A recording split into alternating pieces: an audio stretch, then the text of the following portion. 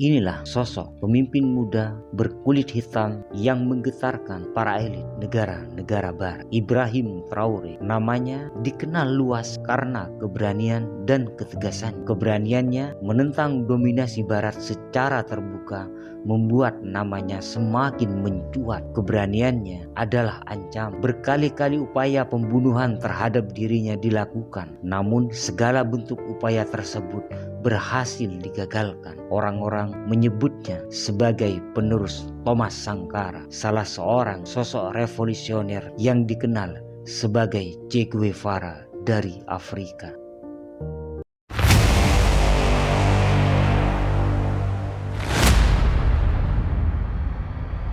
Siapakah sebenarnya Ibrahim Traoré? Kenapa keberadaannya seringkali dinilai sebagai ancaman oleh negara-negara barat? Ibrahim Traoré adalah seorang perwira militer dan politikus Burkina Faso. Dia adalah presiden termuda di dunia semenjak tahun 2022. Dia berhasil menjabat sebagai presiden atas tindakan kudeta yang dilakukannya pada September 2022. Dia menggulingkan Presiden Paul Henri Sandaogo Damiba yang dinilai gagal mengatasi eskalasi kekerasan kelompok ekstremis Islam terutama di wilayah utara dan timur di negara tersebut. Dalam pidato pertamanya ketika ia menjabat sebagai presiden, ia langsung menegaskan bahwa rakyatnya tidak boleh lagi hidup dalam ketakutan. Keamanan dan martabat bangsa adalah hak dasar yang tidak bisa dinegosiasikan. Kalimat ini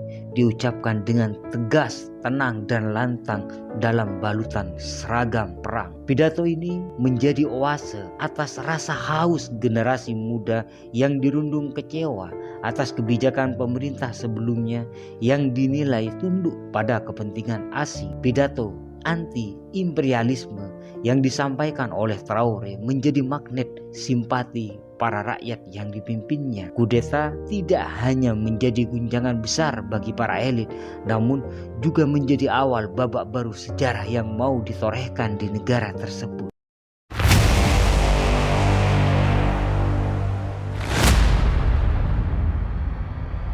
Semenjak awal kemunculannya, Traoré tidak pernah sedikit pun menyembunyikan rasa kekagumannya pada sosok revolusioner Thomas Sankara, seorang revolusioner yang dijuluki sebagai Che Guevaranya Afrika. Sikap tegas dan keras Sankara melawan imperialisme, anti korupsi, dan menegakkan kemandirian ekonomi menjadi fondasi ideologis Traoré. Hal ini ia sampaikan berkali-kali dalam pidatonya. Dia menegaskan bahwa negaranya tidak akan pernah merdeka jika masih menggantungkan nasib pada belas kasihan negara penjajah, terutama Prancis dan negara-negara barat lainnya. Dia berkeinginan untuk menegakkan kedaulatan nasional yang sesungguhnya, yang berpihak pada rakyat, menguatkan ekonomi domestik. Simbol nasionalisme dan pan-afrikanisme kembali dikembangkan. Traoré hadir dan menjelma sebagai penerus perjuangan revolusioner yang autentik di era modern.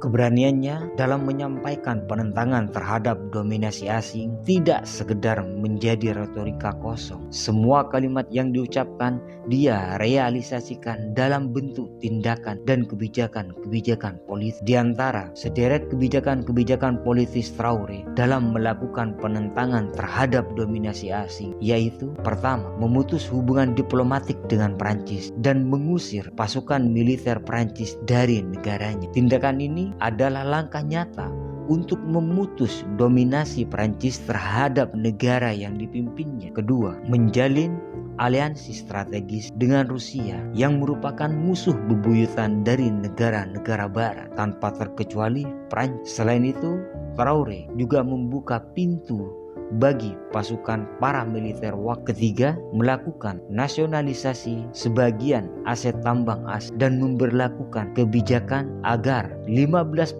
saham dari perusahaan tambang diberikan kepada negara. Keempat, mendirikan perusahaan negara di sektor strategis di mana pembentukan perusahaan ini bertujuan sebagai penguatan kedaulatan ekonomi.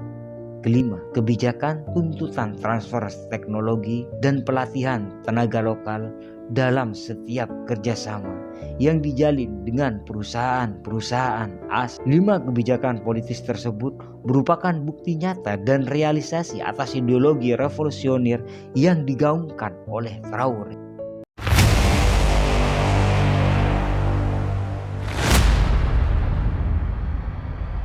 Kebijakan-kebijakan politis dan langkah-langkah tegas yang ditempuh oleh Traoré memicu banyak gejolak di level internasional, sebab hal itu akan berdampak pada perubahan arah orientasi geopolitik di kawasan. Traoré tidak hanya sekedar menjadi pemimpin militer biasa, namun dirinya telah menjadi simbol dari pergeseran besar yang terjadi ketika negara-negara Afrika mulai menegosiasikan ulang relasi kuasa global secara lebih berani dan tidak terduga. Dunia tentu menunggu langkah strategis apalagi yang akan dilakukan oleh Traoré di masa depan, sebab masa depan tentu tidak cukup hanya digariskan dengan narasi dalam bentuk pidato. Kendati demikian, kehadiran Traoré telah berhasil memberikan guncangan besar terhadap status quo di benua yang selama puluhan tahun dicengkram dan didominasi oleh eksternal dan elit lokal yang kompromi.